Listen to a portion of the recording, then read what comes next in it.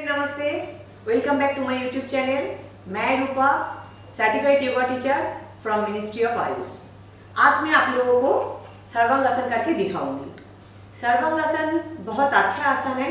इसको सर्वांगासन इसलिए बोला जाता है, सर्व अंग का आसन। पूरा जितना भी हमारे इंटरनल जितना भी अंग होता है, लिम्स होता है, सब में इसको मसाज मिलता है, सब अंग का इसका बेनिफिट होता है। इसीलिए इसको सर्व अंग के आसन बोला जाता है और इसका कॉमन नेम शोल्डर स्टैंड भी बोला जाता है। सर्वांगासन कौन नहीं कर सकता है? सर, अगर आपको साइटिका हो और स्लिप डिस्क हो, कमर के रिलेटेड बहुत ज़्यादा कोई इश्यूज हो तो आप ये आसन अवॉइड करिए। अगर आपको नेक में कोई इश्यूज हो, सर्वाइकल हो या तो फ्रोजन शोल्डर हो या तो शोल्डर या नेक में कोई भी सर्जरी हुआ हो तो आप ये आसन अवॉइड करिए।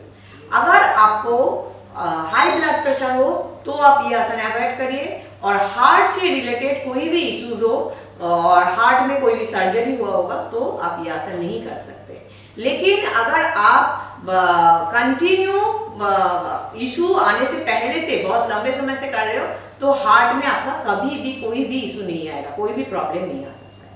और प्रेग्नेंट लेडी जो हो वो सर्वांगासन नहीं कर सकते। अगर आप काफी लंबा समय से सर्वांगासन प्रैक्टिस कर रहे हो तो आपका प्रेगनेंसी के समय सावधानियों के साथ आप प्रैक्टिस कर सकते हो। और जब आपका मासिक धर्म चल रहा है, क्योंकि ये इन्वर्टेड आसन है, जैसे हम लोग का ब्लड फ्लो हमेशा नीचे की तरफ होता है, इस आसन करने से हमारा ब्लड फ्लो ऊपर की तरफ होता है, फेस के तरफ, सर के तरफ होता है।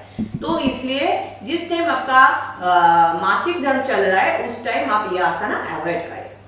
तो फिर शुरू करते हैं सर्वांगासन। इसके बाद में इसका जो बेनिफिट है मैं सर्वांगासन दिखाने के बाद मैं बता दूंगी आपको इसका क्या बेनिफिट है। सर्वांगासन शुरू करने से पहले मैं एक चीज बता देती हूँ। सर्वांगासन कभी भी ऐसे खाली पेट में मत करिए, इसमें आपको शोल्डर या नेक में चोट आ सकता है। तो सबसे पहले ये बहुत जरूरी है, एक मैट ले लीजिए, आप टॉवल भी ले सकते हो, उसको ऐसे 4 फोल्ड कर लीजिए, डबल कर लिया इसको, फिर इसको ऐसे करके फोल्ड कर लीजिए।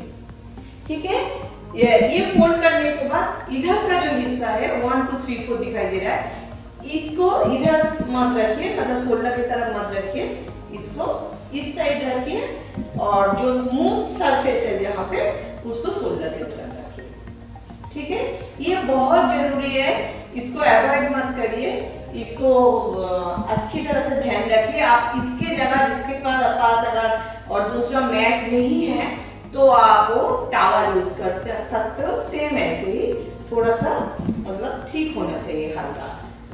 मेन चीज है आपका शोल्डर के ऊपर सीधे सीधे बहुत ज्यादा प्रेशर नहीं आना चाहिए, क्योंकि ये शोल्डर स्टैंड है तो पूरा बॉडी आपके शोल्डर के ऊपर और नेक के ऊपर रहेगा, तो उसमें कंफर्टेबल होना चाहिए। तो कैसे सोना चाहिए, फिर इसके ऊपर इसको थोड़ा मैं नीचे ले आती हूँ, इसके ऊपर ऐसे सो जाइए। इसमें आपको नाप ले लीजिए, आपका जो कंधा है उसमें से 4 उंगली का गैप रख दीजिए। ठीक है, तो फिर आपका ये कंफर्टेबल पोजीशन हो जाएगा। आप पूरा सो जाइए एकदम स्ट्रेट, दोनों हाथ साइड में, इसको सुप्त ताड़ासन बोला जाता है। फिर इस यहाँ से आपको मैं सर्वांगासन का भी वेरिएशन ले आई हूँ, वो आप वेरिएशन कर सकते हो, नहीं भी कर सकते हो, ये आपके ऊपर डिपेंड है। मैं सबसे पहले सर्वांगासन दिखाती हूँ, उसके बाद वेरिएशन दिखाऊंगी। पूरा बॉडी को सीधे रख दीजिए, इसको पोजीशन को सुप्त ताड़ासन बोला जाता है। अभी इस पोजीशन से आपको दोनों पैर धीरे धीरे 90 डिग्री उठाइए। एक चीज ध्यान में रखिए, अगर आपका दोनों पैर एक बार में जो न्यू कमर्स है तो उन लोगों को थोड़ा सीधे ऐसे उठाने में थोड़ा सा दिक्कत हो सकता है। तो आप क्या कर लीजिए, इसमें वेरिएशन क्या है, इसको फोल्ड कर लीजिए, फिर उसके बाद 90 डिग्री ले आइए। ये इजी है, बट ये सर्वांगासन का एक्चुअल मेन जो सर्वांगासन है ऐसे नहीं किया जाता है, उसको 90 डिग्री सीधे ही उठाना होता है। बट आप जब नया सीख रहे हो तो हर चीज में वेरिएशन होना बहुत जरूरी है, तभी सब सीख पाते हैं। तो अगर सीधे सीधे आप नहीं उठा पा रहे हो कोई बात नहीं है, आप पहले पैर को थोड़ा बेंड कर लीजिए, फिर इसको सीधे कर लीजिए। समय के साथ साथ, प्रैक्टिस के साथ साथ आपका ये सीधे नेचुरल हो जाएगा। इस पोजीशन के बाद आपको पैर को ऊपर की तरफ उठाना है। तो पैर को ऊपर की तरफ उठाने के लिए हम दोनों हाथ का सहारा लेंगे बैलेंस के लिए, अदरवाइज आपका पैर गिर जाएगा। क्योंकि इन्वर्टेड है, एक चीज ध्यान में रखिएगा, जितना भी इन्वर्टेड आसना होता है वो बहुत ज्यादा बेनिफिशियल होता है, क्योंकि हम इसको इन्वर्टेड कर रहे हैं, ऑपोजिट कर रहे हैं, तो इसमें ताकत, एनर्जी बहुत ज्यादा लगता है और इसका एरिया छोड़ा है, तो इसलिए बेनिफिट बहुत ज्यादा है। फिर अभी इसमें आप हाथ का जो पम है उसको सपोर्ट लेते हुए इसको बैलेंस करके ऊपर उठाए, फिर धीरे धीरे धीरे धीरे आपको ऊपर उठाने जाना है।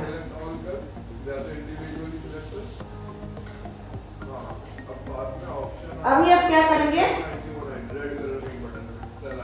दोनों हाथ से ये सपोर्ट करेंगे बैक को, दोनों हाथ से बैक को सपोर्ट करते हुए पूरा पैर आपको स्ट्रेट कर देना है। आपका दोनों टोस फीट पॉइंटेड रहेगा एंड पूरा बॉडी एक लाइन पे रहेगा।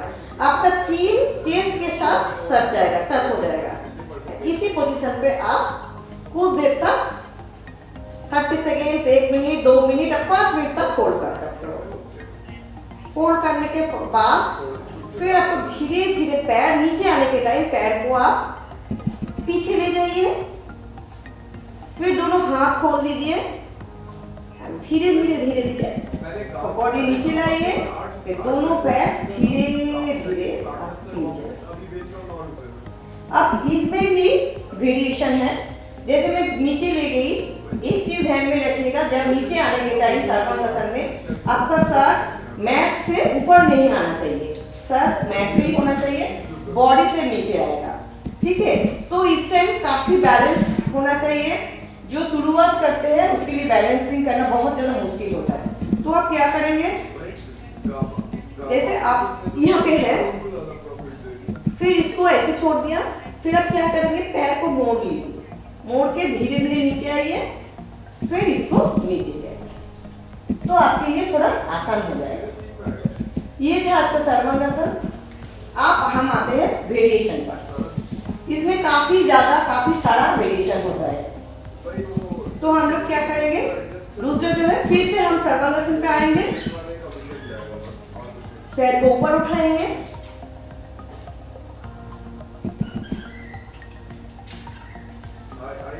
इसमें आप पैर को यहाँ पर रख सकते हो और धीरे धीरे पैर को, ये जो दूसरा पैर जो सीधे है उसको एकदम पैरेलल पोजीशन पे ले आइए, आपका जो फ्लोर के साथ, और आपका जो दूसरा पैर है उसका नीज आप फोरहेड में टच कर सकते हो।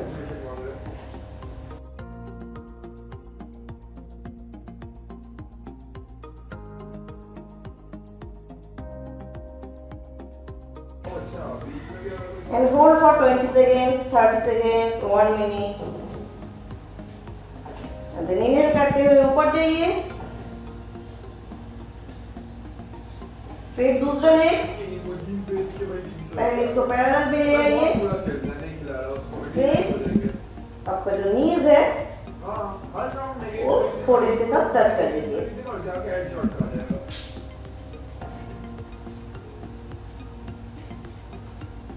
इस पोजीशन में भी 20 सेकेंड 30 सेकेंड होल्ड करिए, फिर धीरे धीरे ऊपर जाइए। ये था second variation. Now third variation पे अब दोनों पैर को सीधे ले आइए, धीरे धीरे धीरे धीरे धीरे पूरा आपका जो फ्लोर है उसके साथ आप पैरेलल में ले आइए एंड होल्ड करिए। इन्हेल करते हुए आप, एंड फिर इसके बाद आप अपना पैर को लोटस पोज, तो पद्मासन भी ला सकते हो।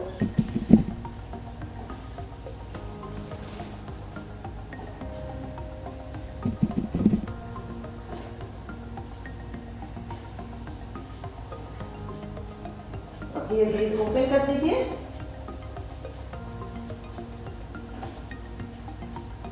फिर पैर को पीछे ले जाते हुए धीरे धीरे नीचे जाए, एकदम स्लोली, हड़बड़ी मत करिए। अब सर्वांगासन प्रैक्टिस से पहले, जब प्रैक्टिस कर रहे हो उसके पहले हलासन भी कर सकते हो। हलासन का वीडियो मैं बाद में दे दूंगी, तो आप कंटिन्यू जैसे हलासन पहले कर लिया, फिर उसके साथ सीधे सीधे सर्वांगासन में चले गए, फिर सर्वांगासन के बाद मैं हर आसन का मैंने एवरी टाइम बोलती हूँ काउंटर पोज बहुत ज़्यादा। अभी आता है सर्वांगासन का काउंटर पोज मत्स्यासना। मैं मत्स्यासना कैसे करेंगे, इसके पहले भी एक वीडियो में मैंने मत्स्यासना का एक प्रकार दिखाया था, इसका भी काफ़ी वेरिएशन होता है, मैं उसका भी एक वीडियो बना दूंगी। तो आज मैंने दूसरा वेरिएशन कर दिया।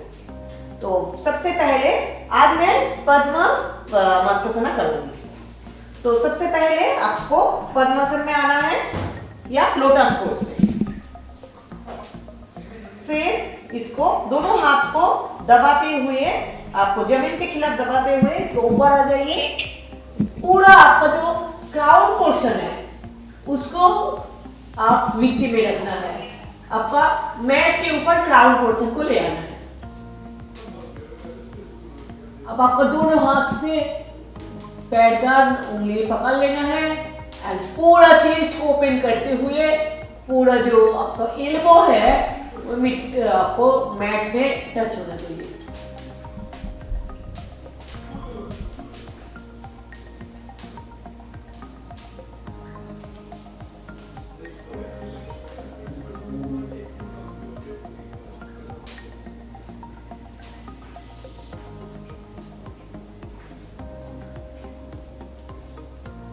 इसी पोजीशन में कुछ देर होल्ड करने के बाद धीरे धीरे पहले सर को नीचे करिए, फिर दोनों पैर को खोल दीजिए, पूरा सीधे होके सो जाइए।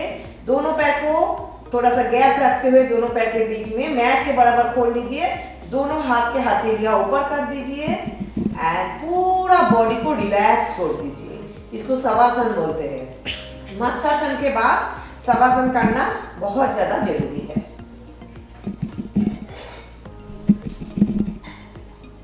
तो फिर अभी आते हैं सर्वांगासन का बेनिफिट। सर्वांगासन रेगुलर प्रैक्टिस करने से आपका नेक के रिलेटेड जितना भी इश्यूज हो, स्टिफनेस हो अगर नेक में, वो धीरे धीरे कम हो जाता है।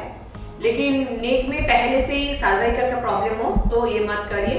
प्रॉब्लम ना हो, कभी कभी स्टिफनेस आता है, शोल्डर में पेन होता है, ये सारा चीज खत्म हो जाता है। आपका बॉडी एंड माइंड में बैलेंस रखता है। आपका मेंटल इश्यूज होगा तो मेंटल इश्यूज जैसे मेंटली एंड फिजिकली अगर आपको इम्बैलेंस हो रहा है, आपका काफी स्ट्रेस फील हो रहा है, तो उसमें काफी असरदार है। और आपका जो इनर ऑर्गन्स है, जितना भी इनर ऑर्गन्स है उसमें मसाज, काफी अच्छा मसाज मिलता है। हार्ट के लिए तो रामबाण के जैसे काम करता है। हार्ट के लिए रिलेटेड जितना भी इश्यूज है, कभी भी लाइफ में वो इश्यूज नहीं आएगा। आपका हार्ट बहुत अच्छा रहता है क्योंकि इसका ब्लड फ्लो ऑपोजिट साइड होता है, तो हार्ट के लिए बहुत अच्छा मसाज हो जाता है। और आपका जो पेल्विक रीजन है उसमें काफी अच्छा मसाज मिलता है। आपका पूरा इनर ऑर्गन को हेल्दी रखता है, ब्लड फ्लो ऑपोजिट की तरफ जाता है, फेस की तरफ आता है, फेस में ग्लो आता है, आपके आंख के लिए अच्छा है, कान के लिए अच्छा है। और ज्यादा हेडेक हो अगर आपका तो सर्वांगासन मत करिए, अदरवाइज हल्का फुल्का हेडेक में भी आप कर सकते हैं। हेडेक तो अगर रेगुलर सर्वांगासन करते हैं तो हेडेक भी नहीं होता है। आपका हेयर के लिए बहुत अच्छा है, स्किन में काफी अच्छा ग्लो आता है। इतना सारा बेनिफिट है आपका सर्वांगासन में, तो रेगुलर आपको सर्वांगासन करना चाहिए। तो आज के लिए इतना ही, धन्यवाद, थैंक यू सो मच।